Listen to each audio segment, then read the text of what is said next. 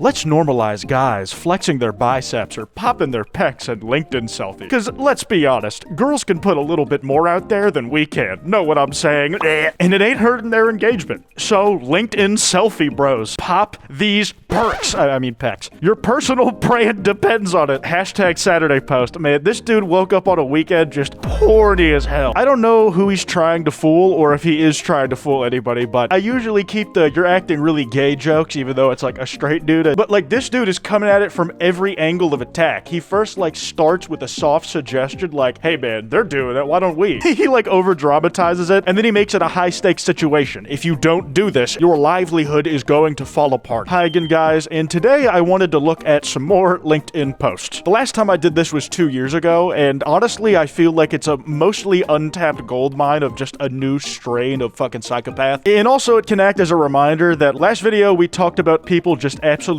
afraid of the concept of a job, and these are the type of people who are completely consumed by their work. If you enjoy this video, this card at the end will take you to that video if you want to check that out too. And also be sure to subscribe with notifications on so you never miss an upload. Top 3 most frustrating responses to a headhunt message. Who's the company? What's the salary? I am really happy where I am at and not looking to move, but happy to chat. Man, I really hate it when people ask like the 2 biggest things you should know before going to work for a company. Short of, you know, maybe what exactly the work is. Like, dude, I don't want to accidentally sign a contract agreeing to be sponsored by Palantir. The third one I can imagine from at least the recruiter's position being like, oh, come on, man, someone just take the bait. Instead of someone who's like, wherever I'm making more money is where I'll go, and you won't tell me that part. I am almost terrified of the comments of this. Oh, I should say that most of these posts come directly from this LinkedIn Lunatics account. Now, here's a thing you can actually try if you're on desktop right now. Fun fact about Windows. If you type Control-Shift-Alt-Win-L, LinkedIn will open. This is a hotkey that cannot be turned off. This is real, by the way. I have it on my computer. I can do it right now and you can replicate it. Control-Shift-Alt-Win-L.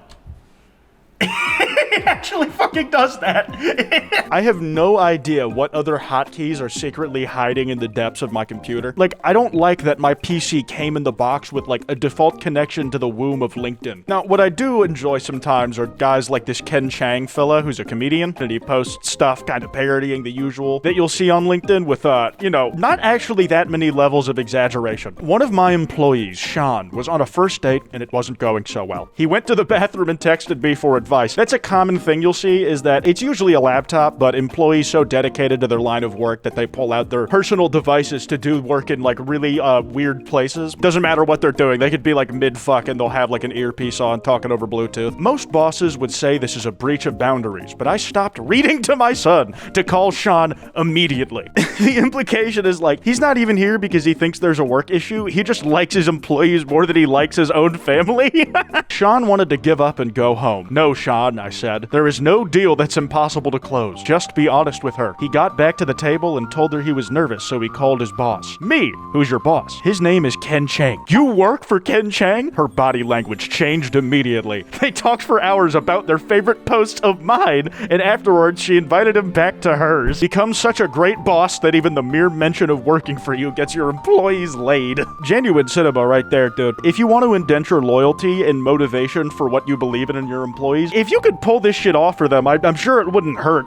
Serve me well, and you need only mention my name to get pussy. This one's not directly from LinkedIn Lunatics, but it is a fun post nonetheless. Amazing things are happening on LinkedIn. Avoid addition. Instead, use multiplication. Follow me for more tips and tricks. Okay, let's see what this technique is all about. Okay, 5 plus 5 plus 5 plus 5 plus 5 plus 5 plus 5 plus 5. See how quick I counted that? Equals 40. Do this instead. 5 times 8 is also... I get it, because you're adding the 5s 8 times. That makes so much sense. I've been doing 1 plus 1 39 times this whole time. That dude's work rate is going to increase so goddamn fast. This is a game changer for him. If he was already a well-performing employee, he's going to damn near drive the boss out of his own position. This one's a treat because I actually play Zenless sometimes. I found in-character LinkedIn profiles for both Ellen and Lyacon, but they only seem to interact with official Hoyo posts and employees, stopping after nobody seemed to see it. Was this a failed marketing campaign? As far as I'm aware, this was real. My only guess is that they were treating a LinkedIn like it was an actual social media service that people used for, like, fun. Hey everyone, guess what? Something good actually happened. Victoria Housekeeping got a rich new client. Side note, I did not realize how similar that LinkedIn's comment threads looked to Reddit's, and now I feel like even more of a loser for using that website. Hell, for damn near paying my rent off that fucking website. Okay, this is just work culture related, but it's not directly on LinkedIn, but we're playing it anyways. San Francisco has reinvented Indian call centers from first principles. Oh my god, dude. When I first saw this video of all the cubicles, I genuinely thought it was like a skit, like maybe it was on a movie set and somebody was just taking footage out of context. But nope, these are like those little quiet pods that you can pay to rent inside an airport, but all leaned up against each other, man. This is probably how they take the Gaokao in China. Feels pretty similar to like when in kindergarten your teacher made you put like folders standing up so you couldn't look over to the side on your classmates' test too easily. But holy shit, what are they even doing in there, man? It doesn't even feel private because you got the transparent doors. Those tables were pulled straight off of the windowsill of a Starbucks somewhere in downtown San Fran. Okay, here we are, another one of these people who just can't seem to stop working for even a minute. I'm at a wedding and can't post every single thing on my mind, but I'm sneaking out to write. Mini LLMs, open source, and local personalized LLMs, e.g. phones, are going to shoot up this year. Being in ChatGPT battle is on my 2023 bingo card. Yeah, that fucking happened, man. Great stuff. And then they just make like a lot of recommendations about what they think is going to be the future of the business or whatever from a so-called AI entrepreneur. Shit is crazy. I'm pretty sure this guy is also one of those little jokesters on LinkedIn who just kind of does bits parodying what most people unironically get up to there. Most is the wrong word. A lot of people just use it because they need to for work. But I have a very clear stereotype of the Fringe LinkedIn user in my head who I decided to treat as the face because I love judging a book by its cover. I turned down a promotion this week. My boss was shocked, unable to comprehend why I would reject a 30% raise after years of hard work and late nights. I explained that I feared making this much money would cause me to lose my drive and stop working as hard. I'm gonna be honest, I don't really think I've ever had that issue. I'm not hurting for money by any means right now, and as like the amount increased over the years, I don't know, it just made me want to stay on the ball more and actively get more out of touch with reality. Being rich is fucking awesome, man. Y'all should try it. Like, what are you doing? Just choose not to be poor. It like kind of kicked my ass into gear because it's like, hello, I would like more of this stuff that's green. In a moment of enlightenment, he offered a 20% salary reduction instead, which I proudly accepted. I was overjoyed to help improve the company's P&L and maintain my relentless dedication to mediocrity.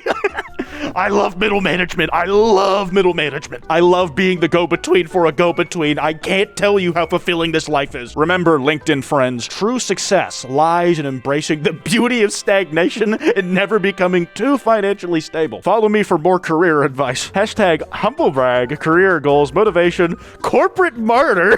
This has to be satire, this guy says. Nope, it's real. I watched this guy happen. I was the clock on the wall of his boss's office. Oh, dude, I feel like a lot of people have had this experience. When you walk in for bedtime reading and your 5-year-old's book of choice is gap selling, you know what their future career looks like. I need to know if I am the only one here who has had this experience. Is it like a thing in your life where your dad was really big on telling you to read Rich Dad, Poor Dad? It's a good book. I haven't read it in a minute, but I sure did, man. This is what it feels like to be, except this kid's even younger and doing it about a much nicher subject than Rich Dad, Poor Dad's fucking about. This is Kelly, labeled as Senior Leader, Cocksucker, Sustainability, and Content Strategy. That last one doesn't really fit in there. Morning all, my account has not been hacked. She's just raw dogging this in her job description, man. I respect it, I guess. I posted to admit I've been having an affair for the last 9 months to a year, and it came to a head, pardon the pun, yesterday when my husband noticed the photo sent of me with 2 fingers up my vagina to Gareth, to which he responded with a picture of his penis out on a desk. They are literally going play by play of how their divorce story ended up playing out. I have moved out of the family home which I have wrecked, having previously shared it with my 3 children, and am set up temporarily in a friend's spare room. Thank you all for your concern, but it really is not necessary. I am a big believer in living by your decisions and owning them regardless of their type. I think in a vacuum that's like a fair sentiment, right? Like cheating and going on an affair is a horrible thing to do, especially like when you have those kids, you're wrecking the home, man, that's on you. But I usually find out about this shit because like it comes out during Twitter beef.